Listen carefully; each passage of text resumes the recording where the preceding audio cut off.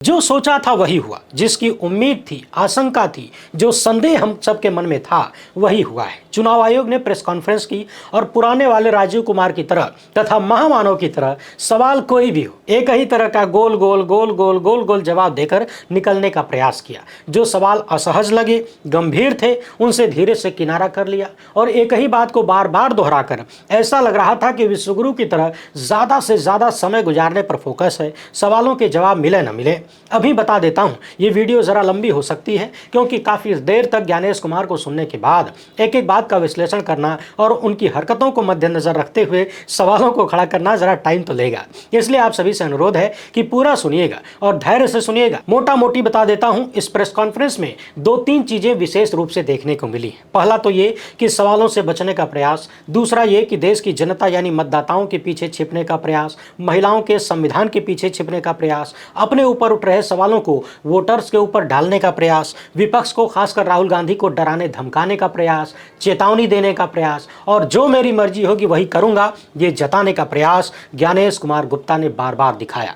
ध्यान देने वाली बात यह है कि बहुत सारे महत्वपूर्ण सवालों को हुजूर इग्नोर कर गए, साफ साफ जवाब नहीं दिया। शुरुआत में इन्होंने मतदाताओं के नाम संदेश देते हुए कहा कि संविधान के अनुसार हर एक नागरिक को जो 18 साल की उम्र रखता है यानी 18 साल का हो चुका है उसको मतदाता बनने का अधिकार है और उसको वोट करना चाहिए। ज्ञानेश गुप्ता ने कहा कि हर एक राजनीतिक दल का जन्म चुनाव आयोग में रजिस्ट्रेशन से ही होता है, तो फिर चुनाव आयोग भेदभाव कैसे कर सकता है? अब बताइए, क्या इसका कोई तर्क है? अपनी ही कोख से पैदा किए गए बच्चों में भी माँ भी कई बार भेदभाव कर जाती है। जो अपना खून है उससे भी भेदभाव कर लेते हैं लोग। और यहाँ तो एक संस्था और पार्टियों की बात हो रही है और सवाल पैदा होता है कि जब आप रजिस्ट्रेशन के माध्यम से कह सकते हैं कि केंचुआ भेदभाव कैसे करेगा, तो फिर जिन मोदी शाह ने आपको सुप्रीम कोर्ट के आदेशों को पलट के कुर्सी पर बिठाया है ज्ञानेश गुप्ता जी, आप उनके प्रति ईमानदार नहीं होंगे और उनके लिए किसी के साथ भेदभाव नहीं करेंगे, इस बात पर भरोसा कैसे कर लिया जाए? कह रहे हैं कि न पक्ष न विपक्ष, हमारे लिए सब समकक्ष। मगर अभी पिछली ही वीडियो में हमने आपको दिखाया कि किस तरीके से विपक्ष के नेता, विपक्षी पार्टियां दो लाइन भी लिख दें तो केंचुआ तुरंत वहां जवाब देने आ जाता है, तो उसको मिसलीडिंग और गलत बता देता है, फैक्ट चेक की मुहर लगाता है। मगर अनुराग ठाकुर ने लाखों वोटों के फर्जी होने का आरोप लगाया, फर्जी वोटरों का आरोप लगाया। चुनाव आयोग ने उसको गलत नहीं बताया, उनकी फैक्ट चेक नहीं किया। बाकी ये कितना निष्पक्ष है, इनके लिए सब कितने समकक्ष हैं, बताने की जरूरत नहीं है। कह रहे हैं कि हम अपने संवैधानिक कर्तव्यों के पीछे नहीं हटेंगे, जबकि संवैधानिक कर्तव्य यही है ज्ञानेश गुप्ता जी कि आप निष्पक्ष चुनाव कराएंगे, हर सवाल का जवाब देंगे, संदेह पैदा नहीं होने देंगे। और आज का केंचुआ सिर से लेकर पांव तक हर जगह से संदेहों से भरा हुआ है। ज्ञानेश कुमार गुप्ता ने कहा कि 2 दशक से सभी दल त्रुटि में सुधार की मांग कर रहे थे, इसलिए SIR शुरू किया गया। मगर ये नहीं बता पा रहे कि जब 2 दशक से डिमांड हो रही थी तो फिर बिहार के चुनाव से ठीक पहले ये करवाने का ध्यान क्यों आ गया गुप्ता जी? जब 2 दशक से मांग हो रही थी तो देश का जो सबसे बड़ा चुनाव होता है लोकसभा का चुनाव, उसके पहले आपने क्यों नहीं करा लिया? उससे महत्वपूर्ण क्या हो सकता है? जो देश का सबसे बड़ा राज्य है उत्तर प्रदेश, उसके चुनाव से पहले क्यों नहीं करा लिया? और फिर जो भी राजनीतिक दल वोटर लिस्ट को शुद्ध करने की डिमांड कर रहे थे वो इसे ठीक करने के लिए मांग कर रहे थे ना, बिगाड़ने के लिए तो नहीं कर रहे थे। और यहाँ तो आप पर बिगाड़ने के आरोप लग रहे हैं कि आप लिस्ट को और खराब कर रहे हैं। ज्ञानेश गुप्ता BLOs और अधिकारियों की गिनती करने लगे, वही लंबी चौड़ी बात जो हर बार ट्विटर पर लिखी जाती है कि इतनी बड़ी संख्या में लोगों ने यह काम किया है, इसलिए इसमें गड़बड़ी कैसे हो सकती है। मगर गड़बड़ी जो दिख रही है उस पर जवाब देने से कतराते रहे और सभी को बता दिया कि 15 दिन का टाइम बाकी है, जिसको भी आपत्ति हो दर्ज कराए, हम सुधार करने को तैयार हैं, दरवाजे सबके लिए हमेशा समान रूप से खुले हैं। मगर ये नहीं बता पाए कि जो डिमांड की जाती है उसको पूरा काहे नहीं करते, आंकड़े क्यों नहीं देते, डाटा क्यों छिपाते हैं। अपनी ही जबान से कह रहे हैं कि पारदर्शी काम हो रहा है और चिंता का विषय है कि हम पर ऐसे आरोप लग रहे हैं। और समझिए, मुख्य निर्वाचन आयुक्त कहने लगे कि जब 7 करोड़ से अधिक बिहार के मतदाता हमारे साथ खड़े हैं तो चुनाव आयोग की साख पर सवाल कैसे खड़ा हो सकता है? न तो हम पर सवाल या निशान खड़ा होगा और न ही मतदाताओं पर। अब समझने वाली बात यह है कि ज्ञानेश गुप्ता को किसने बता दिया कि इनके साथ 7 करोड़ से ज्यादा वोटर खड़े हैं, यानी सारे वोटर इन्हीं के साथ खड़े हैं, तो फिर बिहार में वो कौन लोग हैं जो विरोध कर रहे हैं? और फिर ज्ञानेश कुमार गुप्ता के पास इस बात का क्या प्रमाण है कि उनके साथ सभी लोग खड़े हैं? क्या इसकी कोई वोटिंग हुई है, कोई सर्वे करवाए हैं गुप्ता जी? कह रहे हैं कि कानून के अनुसार वोट डालने के 45 दिन के भीतर हाईकोर्ट में चुनाव याचिका दायर किया जाना चाहिए। ऐसा न करके चोरी जैसे, वोट चोरी जैसे गलत शब्दों का इस्तेमाल करना, जनता को गुमराह करना, यानी गुमराह करने का असफल प्रयास करना, ये भारतीय संविधान का अपमान नहीं है तो क्या है? यानी खुद सरेआम संविधान के उल्लंघन करने के बाद उसी संविधान के पीछे छुपने का काम हुजूर कर रहे हैं। मशीन रीडेबल लिस्ट को लेकर इन्होंने कहा कि साल 2019 में सुप्रीम कोर्ट कह चुका है कि वोटर की निजता का हनन हो सकता है, यानी वोटरों की निजता का हनन की चिंता इनको बहुत है, मगर आए दिन सरकारी डेटा लीक होता रहता है, उस पर क्या कहेंगे? आपने मशीन रीडेबल लिस्ट नहीं दी और पूरा हजारों पन्ने का डॉक्यूमेंट विपक्ष को दे दिया। और पिछले दिनों भाजपा नेता ने कहा कि हमारे पास इलेक्ट्रॉनिक डेटा आ गया है। तो फिर जब भाजपा नेताओं को आपने डेटा दिया तब क्या लोगों की निजता का हनन नहीं हुआ? और जब मैनुअल पढ़ा जाने वाला कागज आपने हजारों की संख्या में कांग्रेस को दे दिया तो उस कागज से निजता का हनन नहीं हुआ? गुप्ता जी कह रहे हैं कि हमने देखा कुछ वोटरों के परमिशन के बिना ही मीडिया में उनको दिखाया गया, उन पर आरोप लगाए गए, उनका इस्तेमाल किया गया, इसलिए मशीन रीडेबल लिस्ट नहीं दे रहे हैं। जरा सोचिए, क्या इस तर्क का कोई मतलब है? और वोटर लिस्ट में ऐसे कौन सी गंभीर जानकारी है जिसको छुपाना इनके लिए जरूरी है? और ये तो सामान्य सी बात है, तमाम पार्टी, आप खुद ही कह रहे हैं कि तमाम पार्टियों को देते हैं, इनको देते हैं, उनको देते हैं, तो फिर छुपा कहां से, किससे छुपा हुआ है? और आज के सोशल मीडिया के जमाने में वोटर आईडी पर जो आंकड़े होते हैं, जो डाटा होता है, आप देख लीजिए, हर व्यक्ति का वो डेटा सोशल मीडिया में उपलब्ध है, किसी से कुछ भी छुपा हुआ नहीं है। और आगे ज्ञानेश गुप्ता ने जो कहा वो अपने आप में बड़ा शर्मनाक है, गजब शर्मनाक है। यकीन नहीं होता कि दुनिया के सबसे बड़े लोकतंत्र का चुनाव आयोग का मुखिया ऐसी मूर्खतापूर्ण बात भी कर सकता है। इस आदमी ने किस तरीके से महिलाओं के पीछे छिपने का काम किया, इसको समझिएगा। विपक्ष लगातार सीसीटीवी फुटेज मांग रहा है। अब ज्ञानेश गुप्ता कह रहे हैं कि क्या हम अपनी माताओं, बहनों, बहुओं, बेटियों या किसी का भी वीडियो शेयर कर दें? आप दर्शक जरा बताइए, क्या केंचुआ से किसी भी माता, बहन, बहू या बेटी का बाथरूम का वीडियो मांगा जा रहा है? क्या वो निजी वीडियो होता है? जनता पोलिंग बूथ में वोट डालने जाती है, वहां सीसीटीवी लगा होता है, तो आखिर सीसीटीवी लगाने की जरूरत क्या है अगर वो पर्सनल वीडियो हो गया तो? और क्या पब्लिक के बीच जो सीसीटीवी लगाया जाता है वो माताओं, बहनों की इज्जत की खिलवाड़ के लिए होता है? नहीं, वो तो इसलिए है ना कि वोटिंग में गड़बड़ी न हो, इसीलिए सीसीटीवी लगा है। एक आदमी कई बार वोट न डाल दे, किसी के साथ भेदभाव न हो जाए, गलत काम न हो जाए।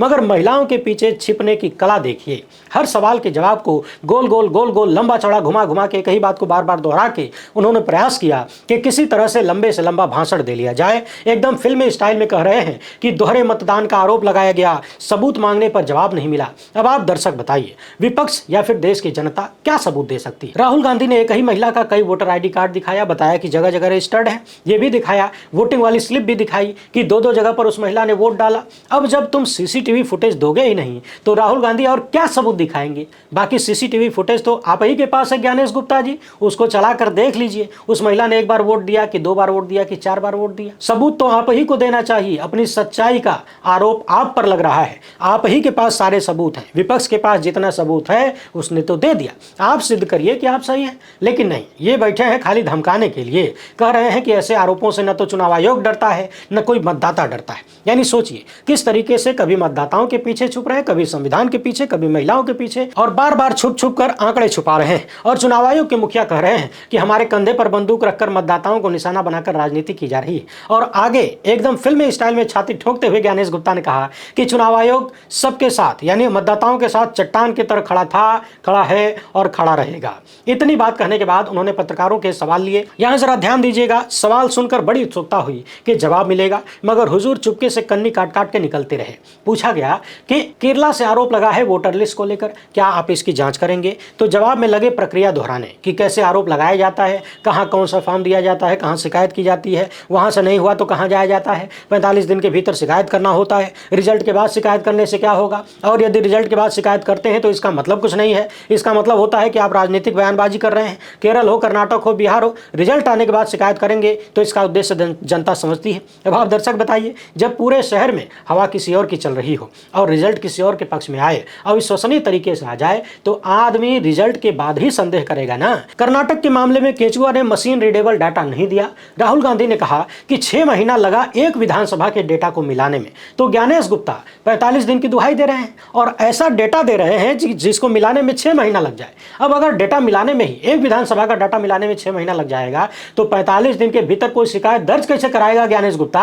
मगर समझने वाली बात यह है कि इस तरह के सवाल वहां बैठे लोगों ने नहीं पूछे, शायद पूछने भी नहीं दिया जाता, क्रॉस क्वेश्चन किसी ने भी नहीं किया, शायद करने की अनुमति नहीं थी, क्योंकि वहां कुछ ऐसे पत्रकार भी थे जो सवाल पूछ सकते थे, जिन्होंने कठिन सवाल पूछे, जवाब में गोल गोल कर दिया। इनसे पूछा गया कि एसआईआर की क्या जरूरत पड़ गई, तो कहने लगे कि 20 साल से हर साल रिवीजन होता है, रैंडम रैंडम तरीके से हो जाता है। अब जब पिछले 20 साल से इंटेंसिव रिवीजन नहीं हुआ था तो हमने वोटर लिस्ट को फ्रेश करने के लिए कर लिया। यानी इनके अनुसार हर साल जो होता है रिवीजन उसमें ये ऐसे रैंडम तरीके से हो जाता है। इनका कहना है कि पहले भी 10 बार एसआईआर हो चुका है। पूछा गया कि 2025 के शुरुआत में जो रिवीजन हुआ तो उसमें मौतों का आंकड़ा कम था और अभी जो स्पेशल इंटेंसिव रिवीजन हुआ बिहार में उसमें 22 लाख लोग कैसे मर गए, इतने लोग अचानक कैसे मर गए। तो इनका कहना है कि ये लोग अभी 3-4 महीने में नहीं मरे हैं जी, ये पिछले 20 साल के आंकड़े हैं। यानी अब तक यानी पिछले 20 साल में जो भी चुनाव हुआ बिहार में, लोकसभा हो चाहे विधानसभा, वो सब गलत आंकड़ों पर हुआ, गलत वोटर लिस्ट पर हुआ। यानी अपने ही सवाल जवाब में केंचुआ खुद ही फंस रहा है। ये खुद मान रहे हैं कि हर साल जो रिवीजन होता है उसमें गड़बड़ी थी और उस गड़बड़ी को इसमें सुधारा गया है। अब आप जरा सोचिए, अभी सुबह ही हमने इस वीडियो में दिखाया कि किस तरीके से जो गड़बड़ी 2025 के रिवीजन में यानी जनवरी वाले रिवीजन में थी वो गड़बड़ी यहां भी जारी है। यानी अनाम पते पर, गुमनाम पते पर सैकड़ों लोग दर्ज हैं। वो पहले भी बीमारी थी, वो बीमारी अब भी है, लेकिन इसको ये साफ सुथरी लिस्ट कर रहे हैं। एक ही व्यक्ति के नाम कई बार कार्ड जारी होने को लेकर भी उदाहरण देने लगे कि मान लीजिए किसी का नाम सुपर्णा चक्रवर्ती है, उसने एक जगह ये नाम लिखा, दूसरी जगह एस चक्रवर्ती लिख दिया, तो इस तरह से गड़बड़ी हो जाती है। और दावा कर रहे हैं कि इस बार डोर टू डोर हमारे लोग घर घर जाकर 7,89,00,000 फॉर्म जमा किए, जबकि ये आरोप बार बार लग रहा है। बहुत सारे लोगों ने कहा कि उन्हें फॉर्म वगैरह नहीं दिया गया, बहुत सारे लोगों का फॉर्म जमा भी नहीं हुआ, कर्मचारियों ने अपने मन से भर दिया। बहरहाल केंचुआ किसी की बात नहीं सुनता और कह रहा है कि 15 दिन बाकी है, जिसको शिकायत करनी हो कर लीजिए। इनसे एक सवाल द हिंदू की पत्रकार ने किया कि बताइए बिहार में कितने नेपाली, बांग्लादेशी और म्यांमार के लोग मिले। इसके जवाब में इन्होंने कहा कि 15 दिन बाकी है, जांच में जो पाया जाएगा उसका वोटर आईडी कार्ड नहीं बनेगा। यानी सोचिए, अब तक पूरा माहौल यही बनाया जा रहा था कि विदेशियों को वोट डालने देंगे, मगर जब पूछा गया कि कितने विदेशी मिले तो इसका जवाब नहीं है हुजूर के पास। ये बता रहे हैं कि 15 दिन बाकी है, लेकिन ये नहीं बता पा रहे कि 15 दिन बीत गया उसमें एक को नहीं मिला। जाहिर सी बात है, एक भी विदेशी इनको मिला होता तो फिर माहौल दूसरा होता, उसी पर सारा ठिकरा फोड़ दिया जाता। पिछले दिनों सूत्रों के हवाले से गोदी मीडिया चला रहा था कि ज्ञानेश गुप्ता ने बोला है कि क्या विदेशियों को भारत में वोट डालने दें। और आज देखिए, इतने महत्वपूर्ण सवाल पर इस व्यक्ति ने 10 सेकंड का भी समय नहीं दिया। पता था कि लंबा बोल नहीं सकते, जवाब देना पड़ेगा, और चुपके से कन्नी काट कर निकल गए। कह गए कि 15 दिन बाकी है, कोई विदेशी मिलेगा तो उसको कागज दिखाना पड़ेगा, डॉक्यूमेंट देने पड़ेंगे, नहीं तो कार्ड नहीं बनेगा। मुझे लगता है इस सवाल पर सबसे कम समय इन्होंने दिया जवाब देने में, और कई सवालों को तो यूं ही निपटा दिया, उसका जिक्र ही नहीं किया। कहते रहे कि शिकायत करना, भ्रम फैलाना, आरोप लगाना, ये सब अलग अलग बातें हैं। पूछा गया कि राहुल गांधी अगर शपथ नहीं देते हैं तो क्या आप उन पर कानूनी कार्रवाई करेंगे? सिर्फ उन्हीं से ओथ लेने की बात क्यों कही जा रही है? तो हुजूर फिर से कानून बतियाने लगे और कहने लगे कि हमारे आपके जन्म से पहले ही एक कानून बना गया था कि जिसके खिलाफ शिकायत कर रहे हैं उसके सामने ओथ लेनी होगी। मगर सिर्फ राहुल गांधी से ही ओथ की डिमांड क्यों रही है, इस सवाल का जवाब नहीं दिया। साफ साफ नहीं बोल पाए कि राहुल गांधी से कौन सी बैर है और अनुराग ठाकुर से क्यों नहीं मांगा जा रहा है। और ध्यान रखिएगा, जब इस सवाल के जवाब से कन्नी काटने लगे तो पत्रकार ने टोका भी उसका जवाब दे दीजिए। फिर चुपके से कह दिया, दूसरे लोगों ने कह दिया कि अभी इस पर आएंगे, अभी आएंगे, लेकिन जवाब नहीं दिया अंत तक। खुद ही कह रहे थे कि अगर जल्दबाजी में काम करेंगे तो किसी का भी नाम गलत तरीके से कर सकता है, मगर ये नहीं बताया कि इतनी जल्दबाजी क्या थी एसआईआर करने की, और फिर लिस्ट को सुधारना इतना जरूरी है तो लोकसभा चुनाव में क्यों नहीं किया, लोकसभा चुनाव के बाद क्यों नहीं किया, और फिर लोकसभा चुनाव के बाद क्यों नहीं किया। लोकसभा चुनाव के बाद भी तो कई राज्यों के विधानसभा के चुनाव हो गए। पत्रकार प्रंजय गुहा ठाकुरता ने सवाल किया कि बिहार में मौसम खराब है, बारिश हो रही है, इसी मौसम में क्या जरूरत थी कराने की। ज्ञानेश गुप्ता ने कहा कि बिहार में 2003 में भी एसआईआर हुआ था, उस समय भी जुलाई अगस्त में हुआ था। अब आप दर्शक बताइए कि क्या ये कोई जवाब होता है? अरे 2003 में जुलाई में हुआ था तो इसका मतलब क्या है कि जब भी एसआईआर होगा जुलाई में होगा।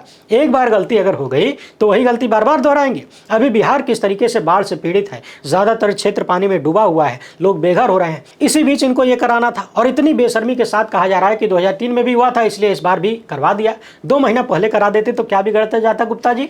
पूछा गया कि क्या आपको नागरिकता जांचने का अधिकार है तो कहने लगे कि अनुच्छेद 226 में लिखा है कि भारत का नागरिक ही 18 साल की उम्र होने के बाद वोटर बन सकता है, इसलिए हम अपनी जिम्मेदारी निभाने के लिए पात्रता की जांच कर रहे हैं। मगर यह नहीं बताया कि नागरिकता की जांच करना गृह मंत्रालय का काम है, और यदि आपको किसी की नागरिकता पर संदेह है तो आप साबित करिए कि वो नागरिक नहीं। इनके अपने ही प्रेस कॉन्फ्रेंस में विरोधाभास नजर आया। थोड़ी देर बाद एक सवाल पर कहने लगे कि 1.5 लाख लोगों के फर्जी वोटर बताया गया, तो क्या हम 1.5 लाख लोगों के नाम नोटिस जारी कर दें, उनको एसडीएम के ऑफिस में बुला लें? यानी 1.5 लाख फर्जी वोटर का सवाल उठने पर उन लोगों को नोटिस जारी नहीं कर सकते, इन्हीं का कहना है, उनसे सवाल नहीं कर सकते, ज्ञानेश गुप्ता का ही कहना है। मगर बिहार के लगभग 8 करोड़ मतदाताओं को डिस्टर्ब कर सकते हैं, उनसे कागज मांग सकते हैं और ऐसे कागज मांग सकते हैं जो ज्यादातर के पास नहीं है। अब आप दर्शक बताइए कि 1.5 लाख की संख्या बड़ी है कि 8 करोड़ की। चुनाव आयोग ने कहा कि 1 अगस्त के बाद किसी भी पार्टी ने एक भी आपत्ति दर्ज नहीं कराई है। इसका एक ही मतलब हो सकता है कि लिस्ट एकदम शुद्ध है और जो आरोप लगाए जा रहे हैं वो निराधार है। अब 1 सितंबर के बाद अगर कोई आरोप लगाए तो इसका जिम्मेदार कौन है? आप गलती बताइए, हम सुधारने को तैयार हैं। आगे कह रहे हैं कि वोटर लिस्ट और वोट डालना दोनों अलग अलग चीजें हैं। एक वोटर एक ही बार वोट डाल सकता है, तो फिर वोट चोरी कैसे हो जाएगी? अब इस सवाल का जवाब आपके पास है कि एक वोटर कितने बार वोट डाल सकता है। पिछले दिनों हमने ऐसे तमाम वीडियो देखे जहां लोग खुद ही दावा कर रहे हैं कि हमने 5 वोट मारा, हमने 7 वोट मारा। एक भाजपा नेता का बेटवा भी यूपी में पकड़ा गया था। बहरहाल ये सब तो छोटी मोटी घटनाएं हैं। चुनाव आयुक्त का कहना है कि वोटर लिस्ट और वोटिंग दोनों अलग अलग विषय है, दोनों को जोड़कर भ्रम फैलाना ठीक नहीं है। यानी लिस्ट में चाहे जितनी बार किसी का नाम हो, वो आदमी एक ही बार तो वोट डालेगा ना। अब समझने वाली बात यह है कि वो आदमी एक बार वोट डालेगा ना, उसके नाम पर और लोग तो चाहे जितनी बार वोट डाल सकते हैं जहां जहां नाम होगा। जिस आदमी का नाम यूपी में भी है, कर्नाटक में भी है, महाराष्ट्र में भी है, वो असली आदमी तो एक जगह होगा, लेकिन उसके नाम पर अन्य लोग तो डाल सकते हैं। और जरूरी तो नहीं कि हर राज्य में एक दिन वोटिंग हो, उसी दिन वही आदमी यहां वहां जाकर भी तो वोट डाल सकता है। क्या इतनी सी बात ज्ञानेश कुमार गुप्ता को समझ नहीं आ रही, या फिर टोपी पहनाने का प्रयास कर रहे हैं? ढेर सारे लोगों के एड्रेस में हाउस नंबर 0 होने पर कहने लगे कि जिनके पास घर नहीं होता है उनको भी हम वोटर बनाते हैं, इसलिए 0 छप जाता है। एक आदमी को एक ही बार वोट देना चाहिए, 2 बार वोट डालना गैर कानूनी है। आगे दावा किया कि बिना किसी ठोस सबूत के किसी भी वैलिड वोटर का नाम नहीं कटेगा। मगर अब तक ये नहीं बताया कि जिन लोगों के नाम कटे उन्हें ठोस सबूत क्यों नहीं दिखाए गए, क्यों नहीं प्रस्तुत किया गया। अब जब सुप्रीम कोर्ट ने आदेश दिया है तो लिस्ट सामने आई है। अब उस लिस्ट की जांच होगी तो बहुत कुछ निकल कर आएगा, लेकिन अपनी मर्जी से तो नहीं दिया ना। आगे सीधे सीधे राहुल गांधी को कहीं न कहीं चेतावनी देते हुए इन्होंने कहा कि यदि कोई सोचता है कि एक पीपीटी दिखाकर, जो कि चुनाव आयोग का आंकड़ा नहीं है, ध्यान रखिएगा, ज्ञानेश कुमार गुप्ता का कहना है कि राहुल गांधी ने जो दिखाया वो हमारा आंकड़ा नहीं है। हमने लिस्ट भले ही दी थी, लेकिन पीपीटी में गलत आंकड़े देना, गलत तरीके से एनालाइज करना, ये कहना कि पोलिंग अफसर ने कहा है कि फला महिला ने 2 बार वोट दिया, ये ठीक नहीं है। यानी ज्ञानेश गुप्ता का कहना है कि राहुल गांधी ने जो आंकड़े दिए दिखाए वो गलत है, गलत एनालिसिस है। लिस्ट भले ही हमने दी है लेकिन हमारा आंकड़ा नहीं है। यहाँ पर दोहरापन देखिए, दोगलापन देखिए। एक बार ये कह रहे हैं कि गलत आंकड़ा दिखाया गया, एक बार कह रहे हैं कि हमारा ही डाटा है। और इतने गंभीर विषयों पर आगे कह रहे हैं कि इतने गंभीर विषयों पर चुनाव आयोग को बिना हलफनामे के काम नहीं करना चाहिए, यह संविधान और कानून के विरुद्ध है। अब आप दर्शक जरा सोचिए, मशीन रीडेबल डेटा ये देंगे नहीं, हजारों पन्ने थमा देंगे, कोई 6 महीने तक जांच करके उसका आंकड़ा निकाले और दिखाए तो उस पर जवाब देने के बजाय कह देंगे कि गलत तरीके से प्रस्तुत कर दिया। तो भैया ज्ञानेश गुप्ता, आप ही सामने बिठाकर सही तरीके से प्रस्तुत क्यों नहीं कर देते? संविधान और कानून की दिहाई देना बंद करिए, सीधे सीधे सवालों के जवाब दीजिए। मगर वो इनसे हो नहीं पा रहा। महामानव की तरह यानी विश्वगुरु की तरह हर सवाल का जवाब एक ही तरह का देने की आदत लग गई है। जब भी गंभीर और महत्वपूर्ण सवाल किए जाते हैं तो देश की जनसंख्या के पीछे, संविधान के पीछे छुपने की कोशिश होती है। संख्या यानी आबादी का बखान शुरू कर देते हैं। दुनिया का सबसे बड़ा लोकतंत्र है, हमारे पास सबसे बड़ी वोटिंग लिस्ट है, सबसे बड़ी चुनावी फौज है। तो क्या ये सब आपने बनाया है ज्ञानेश गुप्ता जी, या फिर आपके मालिक ने बनाया है? ये इस देश का है, आप चंद दिनों के लिए अधिकारी बने हैं और इस देश ने बनाया है, देश ने ही बनाया है। ये देश आपसे नहीं है, आप इस देश से हैं, आप इस देश की खा रहे हैं। जैसा काम विश्वगुरु करते हैं ठीक वही रंग रूप इन्होंने भी अपनाया था। जैसे नरेंद्र मोदी देश के नाम पर अपना भौकाल बनाते हैं, ये भी बना रहे थे, जबकि जरूरत सवालों के जवाब देने का था। कह रहे हैं कि मतदाताओं को अपराधी बनाया जा रहा है और ऐसे में हम शांत रहेंगे, ये संभव नहीं है। हलफनामा देना होगा या देश से माफी मांगनी होगी। यानी कहां तो आरोप लग रहा है कि एक राजनीतिक दल फर्जी वोटरों की फौज तैयार कर रखा है, जो जगह जगह अपने लोगों को भेजकर वोटिंग डलवाता है। फर्जी लोगों पर उठ रहे सवालों को केचुआ के ज्ञानेश गुप्ता ने देश की जनता के ऊपर थोप दिया और कह रहे हैं कि या तो हलफनामा दीजिए या फिर देश से माफी मांगे राहुल गांधी, तीसरा विकल्प है ही नहीं। और यदि 7 दिन में हलफनामा नहीं दिया तो माना जाएगा कि आरोप निराधार है। यही बात देश की जनता को भी कह देना चाहिए कि 7 दिन में केचुआ अगर तुमने जवाब नहीं दिया, सारे आंकड़े और सीसीटीवी फुटेज सामने नहीं किया, तो फिर माना जाएगा कि तुमने घपलेबाजी की है, तुम चोर हो। और ध्यान दीजिए, अखिलेश यादव की बात को इन्होंने गलत ठहरा दिया है, उस पर आएंगे, मगर उससे पहले महाराष्ट्र की बात इन्होंने जो कहा है उसको सुनिए। कह रहे हैं कि समय रहते शिकायत क्यों नहीं किया, जब रिजल्ट आया तब याद आया कि गलत था। एक भी सबूत नहीं मिला, 8 महीने हो गए चुनाव को। अब समझने वाली बात यह है कि जब चुनाव हो रहा होता है तो उस समय सबका ध्यान वोटरों को लुभाने में, अपने अपने अलग कार्यों में लगा हुआ होता है, अपने चुनाव लड़ने पर होता है। किसी को क्या पता कि आपने पीछे से कौन सा खेला कर दिया। पूरे शहर में जब अपना माहौल दिख रहा हो, जिस तरीके से इस बार विपक्ष का माहौल महाराष्ट्र में दिख रहा था, तो सब दूसरे ही लहर में उड़ रहे थे। मगर जब रिजल्ट आया, विपरीत आया, तब संदेह हुआ तो आरोप लगा। राहुल गांधी ने यही तो कहा कि संदेह बहुत पहले से था, मगर अब हमारे पास सबूत है। तब सबूत नहीं नहीं था और जब सबूत आया है तो सामने लेकर आए हैं। उन सबूतों पर बात नहीं हो रही है। इनसे सवाल किया गया कि अखिलेश यादव ने 18,000 वोटरों का एफिडेविट दिया था, उस पर आपने क्या कार्रवाई की? तो कहने लगे कि हमें कोई हलफनामा नहीं दिया गया। चुनाव हारने के बाद बिना ओथ के लिस्ट पर सवाल खड़े करना, सिर्फ पत्र लिखकर आरोप लगाना गलत है। यानी पिछले दिनों अखिलेश यादव ने कहा था कि हमारी पार्टी ने 18,000 का हलफनामा दिया, समाजवादी पार्टी ने, उसे लेकर चुनाव आयोग ने कुछ भी नहीं किया। और अब चुनाव आयोग का कहना है कि हमें कोई हलफनामा ही नहीं मिला। सवाल यह भी किया गया कि 2024 में बीजेडी ने गड़बड़ी की शिकायत की थी वोटर लिस्ट में, उस पर क्या कार्रवाई हुई? इन सब पर स्पेसिफिक जवाब नहीं दिया गया, गोल गोल घुमा के निकल लिए। पूछा गया कि आज ही राहुल गांधी बिहार में यात्रा निकाल रहे हैं, उधर उनकी प्रेस कॉन्फ्रेंस, उनका कार्यक्रम, और इधर आप भी आज ही बैठ गए, क्या है ये टाइमिंग का खेल क्या है? तो इसका जवाब भी नहीं दिया, यानी चुपके से निकल लिए। तो कुल मिलाकर जिस बात की आशंका पहले से थी वही हुआ। सवालों से बचने के लिए कभी देश की जनता का प्रयोग, कभी महिलाओं का प्रयोग, कभी संविधान का प्रयोग, यानी बारी बारी से इन सब के पीछे छिपना और हर सवाल को निराधार बता देना, खुद सबूत छुपाना और सामने वाले से सबूत मांगना, यही काम हुजूर ने किया। इस वीडियो को ज्यादा से ज्यादा लोगों तक पहुंचाइए, ये जिम्मेदारी आपकी है। फिलहाल इतना ही। हमसे जुड़ने के लिए बहुत बहुत धन्यवाद। पहली बार है तो चैनल को सब्सक्राइब कर लीजिए। जय हिंद।